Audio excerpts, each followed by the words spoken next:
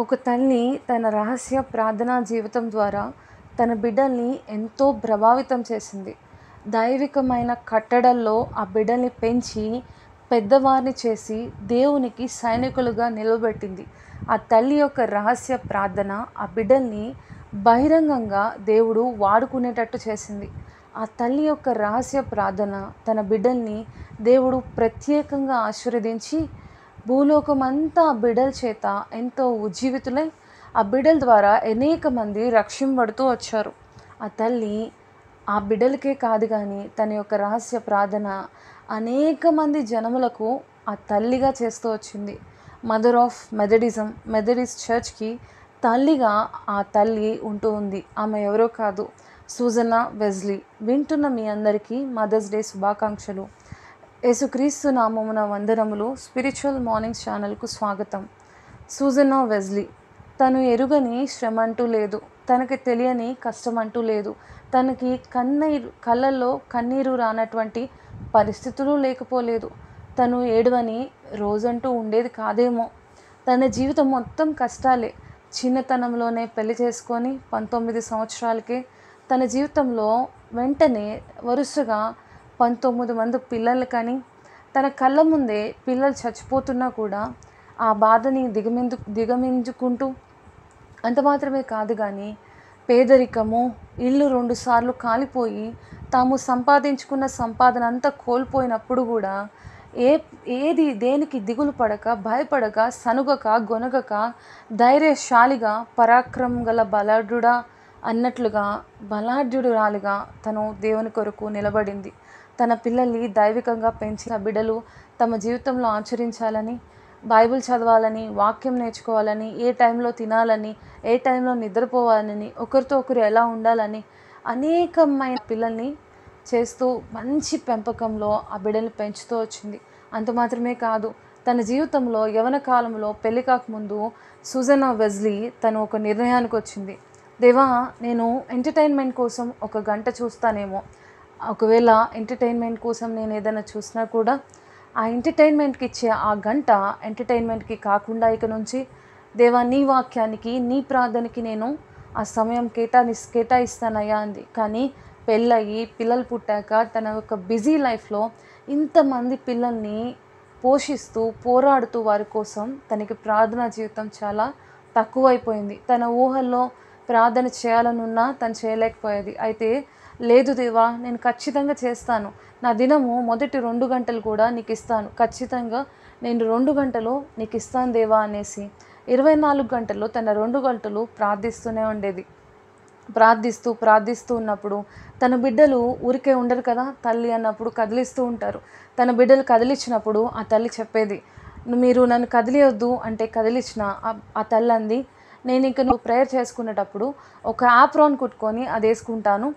వాళ్ళకి చెప్పింది, నేను కనుక యాప్రాన్లో ఉంటే నేను ప్రార్థనలో ఉన్నట్టు, మీరు నన్ను యాప్రాన్లో ఉన్నప్పుడు మీరు నన్ను కదిలియకూడదని చెప్పింది.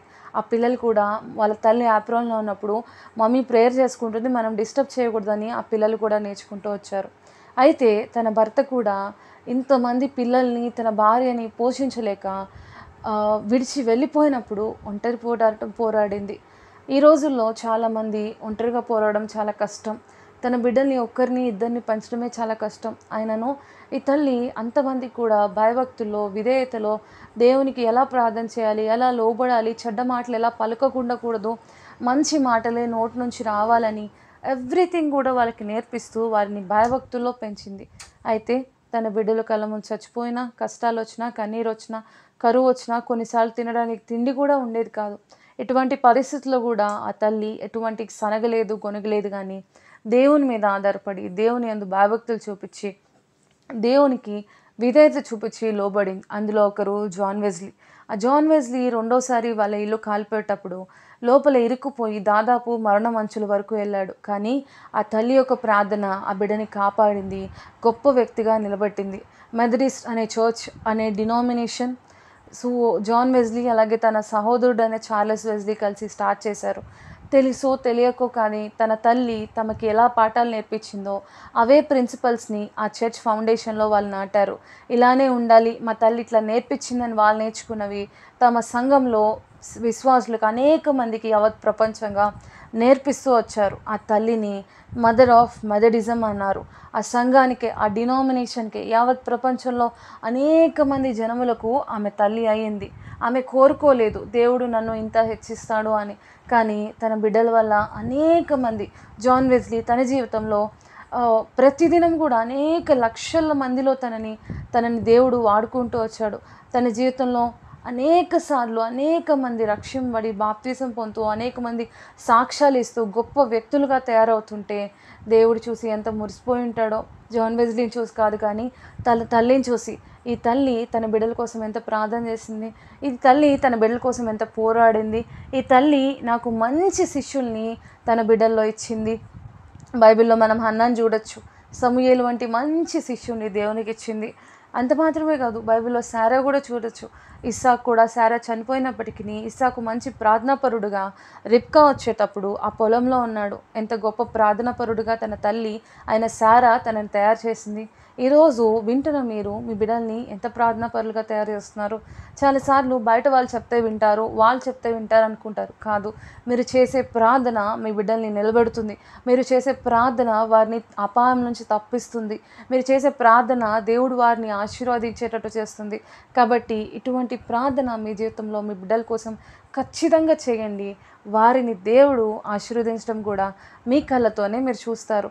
కాబట్టి సూజన్నా వెస్లీ తన జీవితంలో చిన్నప్పటి నుంచి అనేకమైన కష్టాలు పడ్డా, పేదరికంలో, కరువులో, వస్త్రహీనతలో, సమస్తాన్ని కోల్పోయి ఇల్లు కాలిపోయినా, పిల్లలు తన కుళ్ళ ముందు చచ్చిపోయినా, తన భర్త తనని వదిలేసినా, ఏం చేసినా కూడా ఆ తల్లి దేవుని అందలి విశ్వాసం విడవక తన బిడ్డని దేవునిలో పెంచింది. దేవునికి మంచి వీరుల్ని, సైనికుల్ని తయారు చేసి దేవుని చేతిలో పెట్టింది. బలవంతుని చేతిలో బాణముల వల్లే ఆ బిడ్డలు దేవుని కొరకు వాడబడ్డారు. తను నిద్రించింది, కానీ మనం ఈరోజు కూడా తన గురించి చెప్పుకుంటున్నామంటే దేవుడు తనకిచ్చినటువంటి గొప్ప ఘనత. అలాంటి తల్లి వల్లే నీవు కూడా దేవునిలో ఉన్న నీవు, క్రీస్తులో ఉన్న నీవు కూడా నీ బిడ్డల్ని అలా తయారు చేయగలిగితే నువ్వు అంత గొప్ప తల్లివే.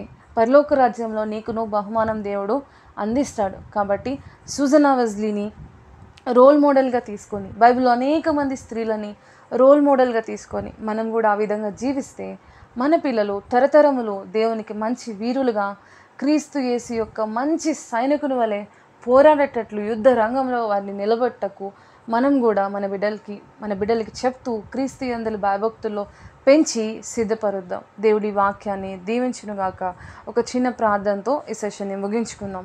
ప్రింగల్ దేవ, పరిశుద్ధమైన తండ్రి, సూజన్నా వెస్లీ మదర్ ఆఫ్ మెథడిజం, ఈమె గురించి ప్రభా మా ధ్యానంలోకి తెచ్చినందుకు మేము స్తుతిస్తున్నాం. మదర్స్ డే సందర్భంగా ప్రతి ఒక్కరు కూడా తండ్రి ఈ తల్లిని ఆదర్శంగా తీసుకోవచ్చు. తను పడని కష్టం లేదు, తను ఎరుగని శ్రమ లేదు. అయినప్పటికీ తన జీవితంలో అనేకమైన కష్టాల నుంచి దేవా మీ మీద ఆధారపడి తన ప్రార్థనా జీవితం ప్రతిదినం 2 గంటలు మీకు కేటాయించి తన బిడ్డలు మీకు భయభక్తులుగా పెంచి మదర్ ఆఫ్ మెథడిజం అనేక జనంలోకి తల్లి అయింది. దేవు ఇటువంటి ఆశీర్వాదాలు మా మీదకి, మా బిడ్డల మీద తీసుకురమ్మని వేడుకొంచున్నాను. వింటున్న ప్రతి ఒక్కరిని మీరు దీవించము, ఆశీర్వదించము. దేవా తండ్రి, ఎవరు నిర్లక్ష్యం చేయక తమ బిడ్డల పెంపకాల్లో దైవికమైన పెంపకాల్లో పెంచడం కృపను అనుగ్రహించు. మీకే మహిమాగంత ప్రలోరపించుకుంటూ యేసుక్రీస్తు అధిక శ్రేష్టమైన నామమున స్తుతించి ప్రార్థించి అడిగి వేడుకొంచున్నాను తండ్రి. ఆమేన్.